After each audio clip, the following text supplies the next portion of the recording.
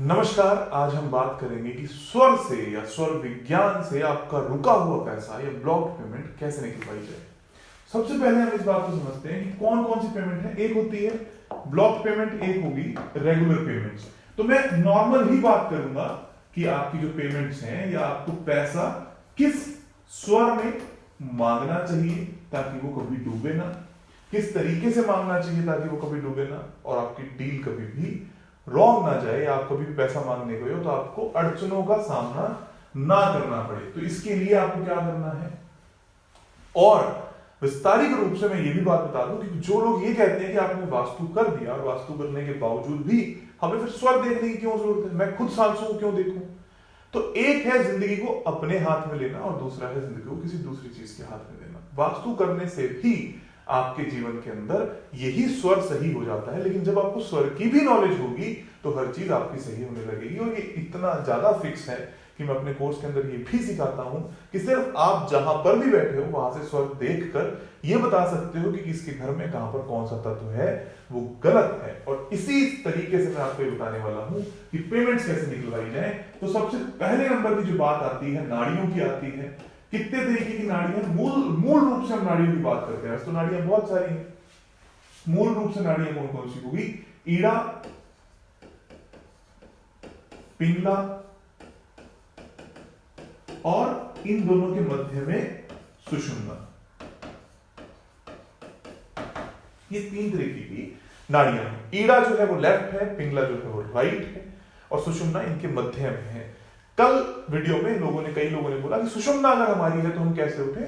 सुषुम्ना में उठना गलत होता है। अगर आप सुषुम्ना में लगातार उठ रहे हो तो वो आपके जीवन के लिए काफी अच्छी बात नहीं है। ईड़ा या पिंगला ही है वो ज्यादा अच्छा रहता है। हालांकि मुहूर्त तिथि के हिसाब से अलग अलग बार त्योहार निकलते हैं। मूल रूप से ईड़ा या पिंगला, आप इस बात को इतना समझ लीजिए। उसके बाद होती है सुषुम्ना जो कि सेंटर है, जीरो है। अब मैं आपको सबसे पहला ब्लॉक पेमेंट के लिए एक उपचार दूंगा कि कभी भी जीवन के अंदर सुषुम्ना में ना तो पैसा मांगना है ना कॉल करना है। सुषुम्ना कब होती है? जब दोनों नासिकाएं बराबर चल रही हो या लगभग ना के बराबर हो, होठ से ऊपर ही आपकी सांस आ रही हो। ये वक्त आपके ध्यान का है, कोई भी मेटेरियलिस्टिक कामों का नहीं है। अगर मेटेरियलिस्टिक काम करोगे तो वो खराब होने लगेंगे।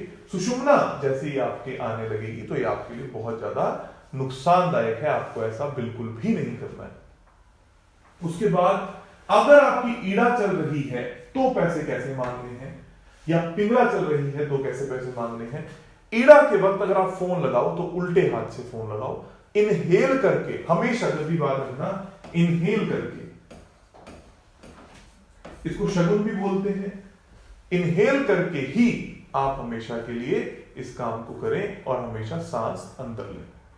उसके बाद हम बात करते हैं कि ईड़ा के अंदर तत्व कौन सा हो। आप तत्वों को पहचानने के लिए एक बार लेंथ समझ लीजिए। मान लीजिए आपकी नाक से जो सांस है वो यहां तक बाहर जाती है, तो पैसा तभी मांगे जब लगभग पूरी सांस हो, यहां हो या यहां हो। अगर सांस चिन्ह थोड़ी के पास है या थोड़ी सी नीचे थोड़ी सी ऊपर है तो कभी भी पैसा आपको नहीं मांगना है। वो काम करने में काफी दिक्कत आएगी। तो पूरी लेंथ में आपको पैसा मांगना है और पैसे का व्यवहार करना है। अगर उधार भी देनी है तो आप इसी स्वर में ही उधार दोगे। आपने ईड़ा के अंदर पूरी सांस भर के उधार सामने वाले को दी जब आपका पूरा सांस चल रहा था। अगर आप ऐसा करोगे तो बहुत ज्यादा चांसेस है कि रिकवरी हो जाएगी। और जब आप मांगोगे तो इसी तरीके से मांगना, स्पेस में मत मांगना, या जब आधी सांस चल रही हो तो कभी भी गलती मत करना पैसा मांगने की। एक और बात, ईड़ा में तब ज्यादा पैसा दिया जाए जब वो व्यापार का नाम हो, परिवार हो, दोस्ती हो। उसके लिए जब आप पैसा देते हो, परिवार के लिए, दोस्त को कोई पैसा दे दिया, वो ईड़ा में दिया जाए। वो कभी भी, या शॉपिंग करते वक्त अगर आप उधार देना या लेना कर लेते हो कि चलो ठीक है मैं शॉपिंग करने आया हूं, एक बार आप रख लो, बाद में मैं आपको शॉपिंग कर लूंगा, तो ये ईड़ा में दिया जाए तो ये रिकवर हो जाएगा। पिंगला में मतलब राइट नॉस्ट्रिल में हमेशा व्यापारिक आपको चीज देखनी है।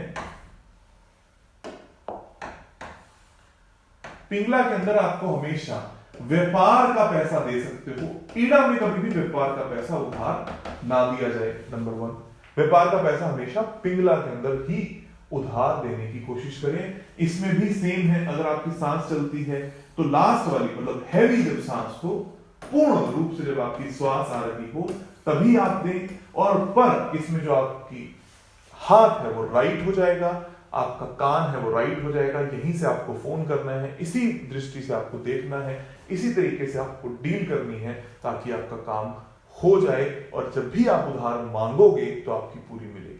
ये देते वक्त भी ध्यान रखना है चीजों का, और लेते वक्त भी चीजों का आपको विशेषकर ध्यान रखना है। आपको पैसा कभी डूबेगा ही नहीं, सामने वाला मजबूर हो जाएगा कि वो आपको पैसा जरूर दे। और जैसे ही आप फोन रखें, रखते ही आपको एक्सेल जरूर करना है। रखते वक्त इनहेल कभी ना कर लें, इस बात का भी ध्यान दें।